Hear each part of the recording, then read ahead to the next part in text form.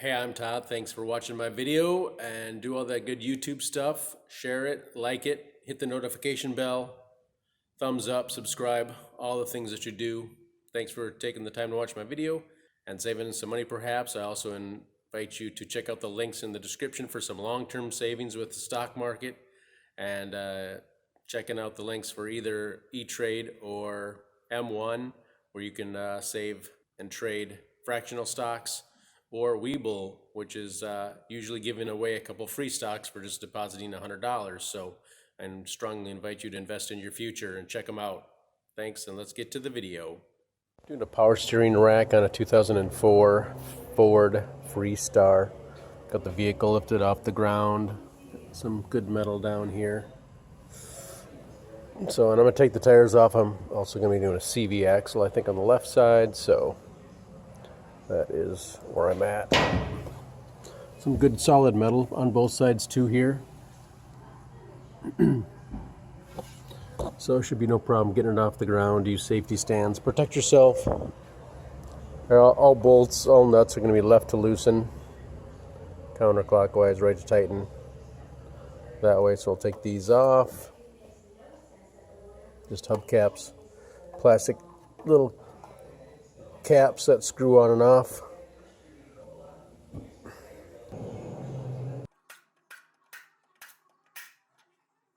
And we'll take those lug nuts off as well.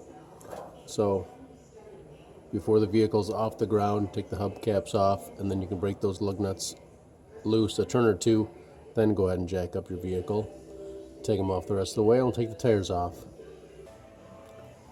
Alright, got an 8mm here and an 18mm. And you can break it loose, which I have done. So you'll probably need an 8mm to hold this for sure when you're putting it together. Almost for sure when you're putting it together, because it'll want to spin when you're trying to put the nut back on. So we're going to loosen this up. Also going to loosen up this nut here, just a turn, and we can turn our outer tie rod off. We'll tap on this a few times and separate this, unless you happen to have a press device to push the ball joint out. You could actually put an 8mm socket on here and tap it out, probably with a hammer too. So they're recommending more and more not to pound on these here knuckles.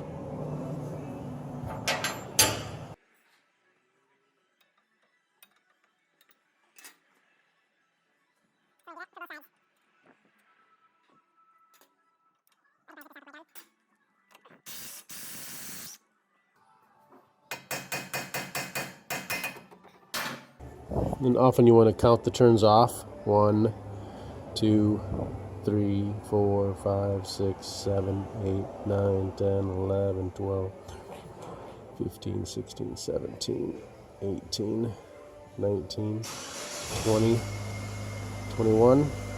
21 turns off. Then put it on the new rack. Same amount of turns, you'll be close. This is something you want to go and get an alignment done, have the toe readjusted when you're done. You can also probably screw the outer tie rod back on the rack when it's out and take a measurement somewhere, like to the tips. And then, of course, they do move, be aware of that. And take a measurement somewhere, maybe the center here. And then you can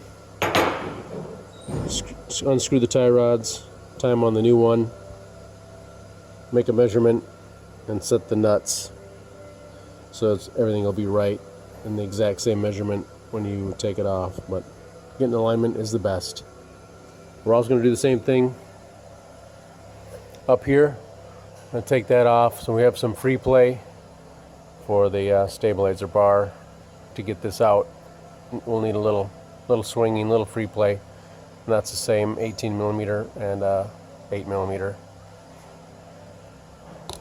Do the same for both sides. Alright, we got this off. And we swung it and we're lifting up here, kind of tucking it off to the side here. Hopefully give us some more room to slide out the power steering rack. Do that on both sides. Then we can get this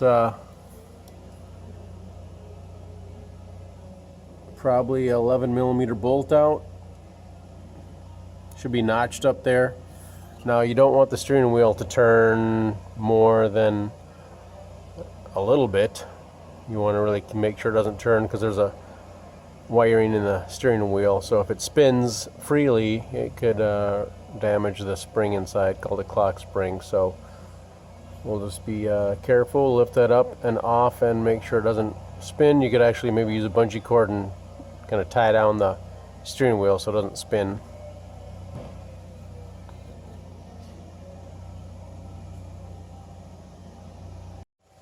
Alright, using a 10mm ratchet wrench to remove this bolt here, holding the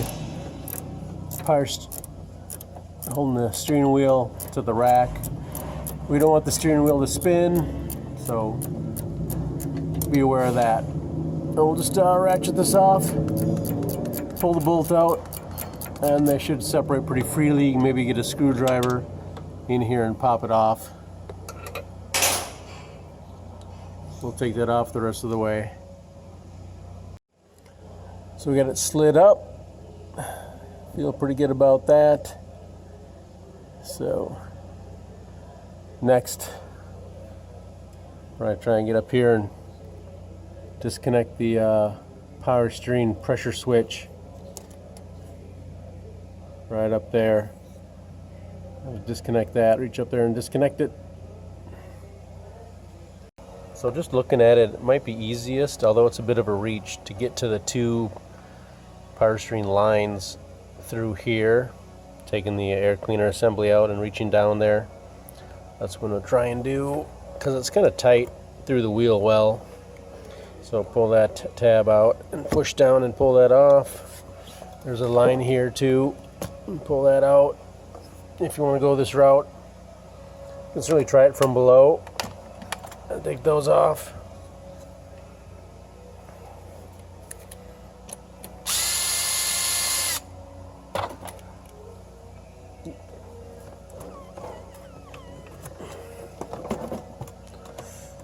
My information just has an order of taking things apart. Step 1, step 2, step 3 doesn't necessarily say how to get to each item, so this might be the easiest way. Little tabs on here. I wonder if I can just pull this all out.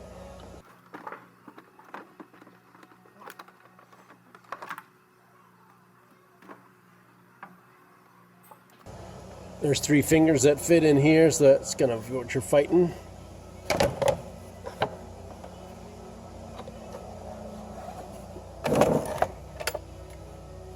Three fingers. So behind this line here is a pretty good, you can get to the 2 fittings pretty good, I think. It's just kind of a tight fit up and around, so this is the way I think I'm going to do it, and then go from there. And we'll be putting a container underneath because there'll be fluid coming out.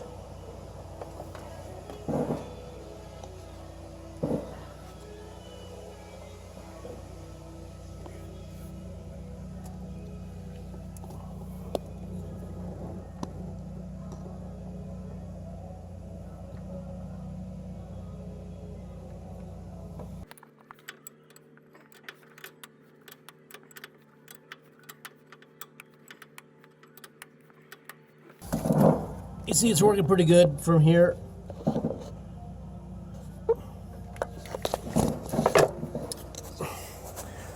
We'll just keep turning and dropping the fluid down there.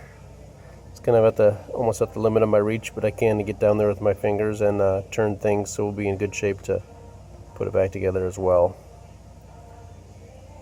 All right, next we got to take a bracket off.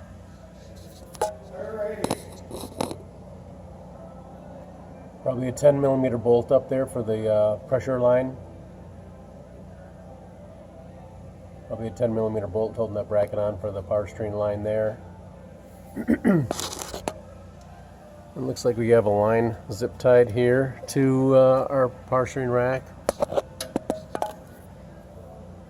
Need to cut that off cut it off or take it off for the oxygen sensor. And then there's a nut and bolt, I believe. There's a nut right there, probably 19 or 21, I'll let you know in a minute. But then also they want you to take this one out over here, which is blocked by the exhaust. Pretty handy. Might be able to get it with a swivel and a socket. We'll see about that, otherwise that's not so cool. Let's see here. Might be able to get a little space if we went ahead and took all these mounts out. Where are they? Oh, it's just one. Not too bad. One back here.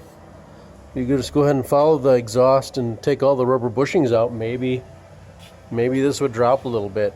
Although it's a V6, so it's going to be pretty stout up here, so probably not. So well, let's see if we can do this without dropping the exhaust, really.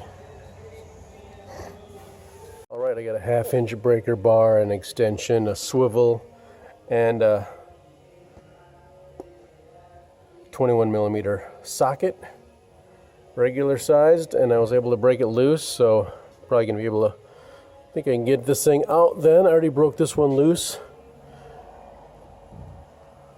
21 millimeter. So the bolts are probably pretty friction fit in the power steering rack, so you're not going to just be able to pull those out. So, but I got this loose with, this is my setup, and hopefully it'll work for you as well.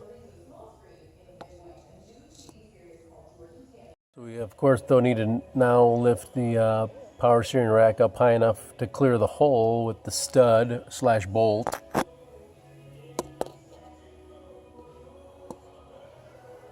And it will be coming out the driver's side hole, not the passenger side hole.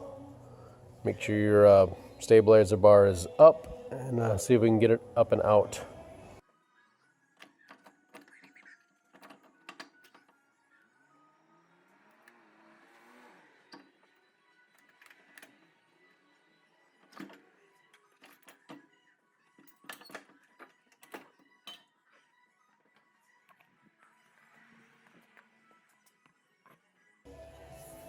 Almost out. You can see you're going to be twisting things to make sure the bolt will clear.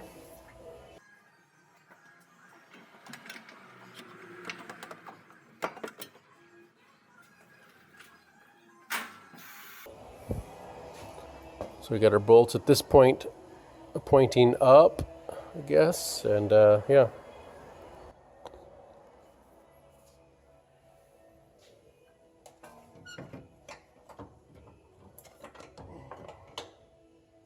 Boom, out.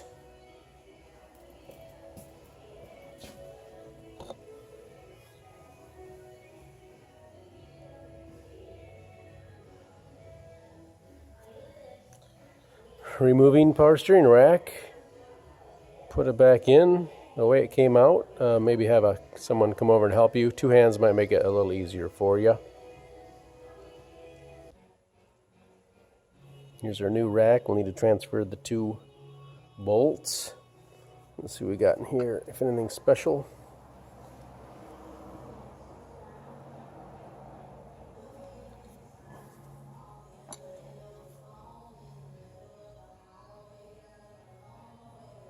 This one doesn't have it. Maybe it fell out when I was pulling this out. But there's something in this one, so be aware of that. Let's check this one here. The lower one. So be aware of that. Maybe leave these in until it's installed. That might help you out.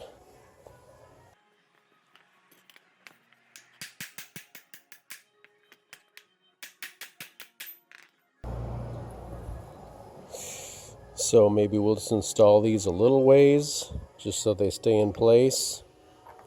And tap them in a little bit on the new one. But not all the way, then we'll have maybe just a little bit more forgiveness up here. We'll see how that goes.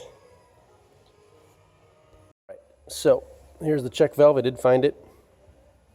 I showed you where it goes on the new one, but there's a check valve. Also, there's a couple of Teflon seals that go on the two lines that go over the threads. So when it's very tight fit up there, as you can imagine, bringing a camera up there. So here's what the new ones look like. I didn't get them. We have a kit that has them. You could certainly try to just turn the old ones back on the threads. It should just kind of thread on and off. So I'm just warming up a little bit in some hot water. Make them a little bit easier. But I mean, here's my space I got to work with.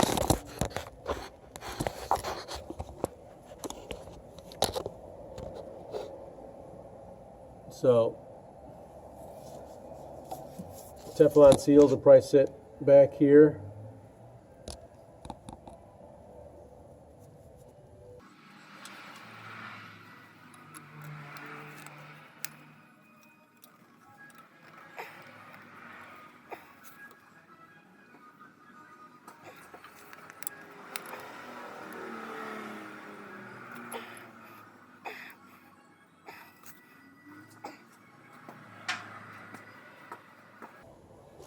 All right, we're about ready to install the new one now.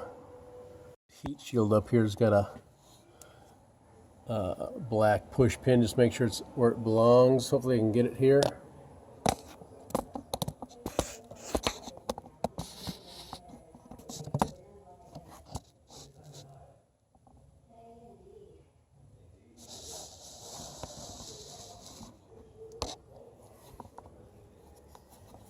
Right up here.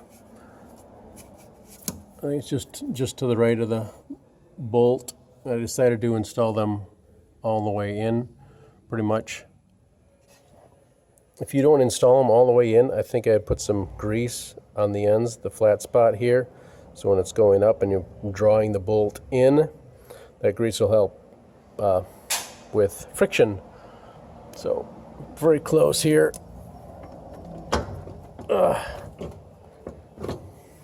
So I'm going to drop that in the hole because that shield had gotten out of place. So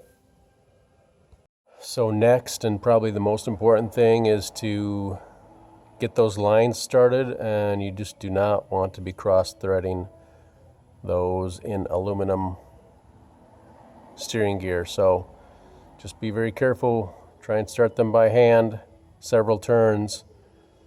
Try and get a good eyes on them so you're actually going in. So we just don't want to be stripping threads.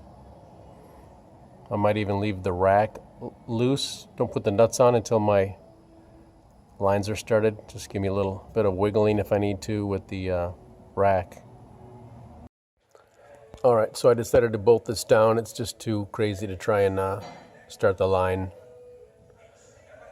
when you don't have both hands on it. So bolted this down, 129 foot-pounds for the two nuts, and it's in there solid now. So we'll start the lines.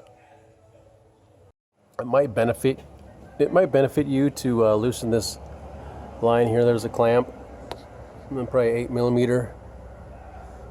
Undo that so you have freedom, because this hose has got some slop to it here, and then once this is loose, you'll be able to move that line maybe a little bit to help start it by hand.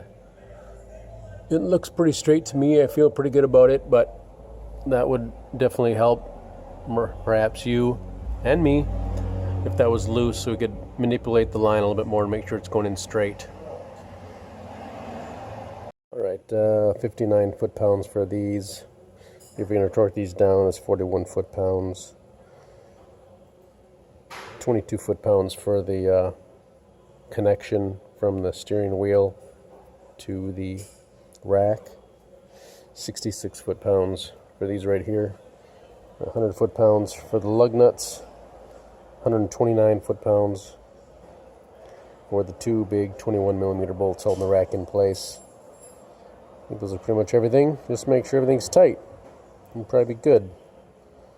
So we're going to add some fluid now. Put the tires on. Tighten them in a crisscross pattern. Tighten them as tight as you can, then drop the vehicle down so the wheel's touching the ground, and then torque them down 100 foot-pounds.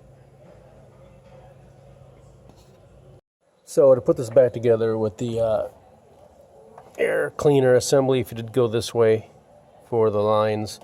Then I take a screwdriver right here and pry on this inward, because that's kind of a finger that sticks out on that. So the finger's going to fit in here, and then you're inside here, you're pushing on it down, so it's going to rotate out. So when we put this in, I'm going to get the finger in here probably first, and then it'll snap into place. All together already, so we'll see how it goes here. All right, took it all apart, put it all together, see if we can weasel this baby in there.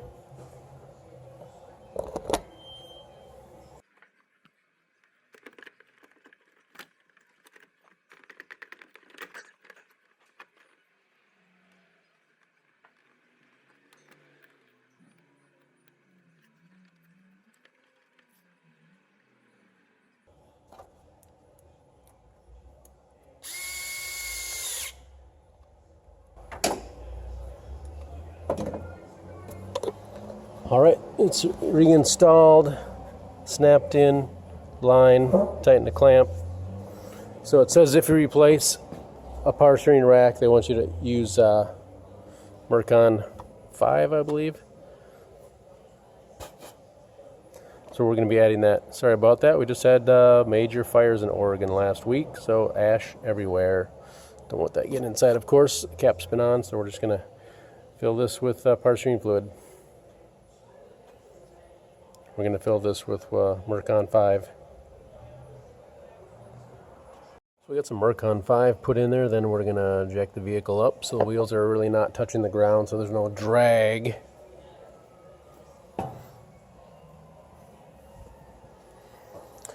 And I think most often when you get paperwork, it's going to say something like, usually it's in the power steering pump procedure, but it's going to be the same. Turn the steering wheel back and forth.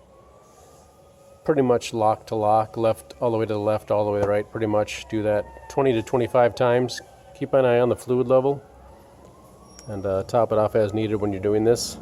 So I'm going to go ahead and turn the wheel a little bit, and we'll see what happens with the fluid here out on the camera.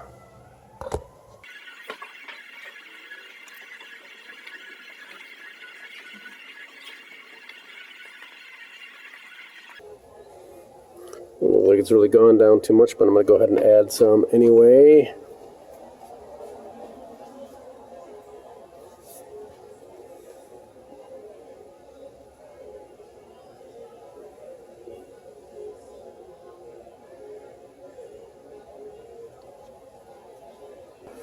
So officially they want you to apply vacuum to that. A special cap will go on here, and then you can pump up like 20 inches, 25 inches of vacuum. Not sure if you have that. So I just go like crazy with the back and forth, left to right, steering, turning 20 or 30 times, and start up and see how it sounds and see how it behaves for you. So at the least, maybe you can bring it to a shop and they could complete the process for you if it's still making noise or something. So I started it up and ran it. It was making a bit of noise, and the fluid did go down quite a bit, so I added some more. So I go for a little drive here, and maybe because I can, I'll add some vacuum to it. Try and draw some air out of there. Usually that's the noise, is air trapped inside. So you drive it and see how it goes. That's replacing your rack on your 2004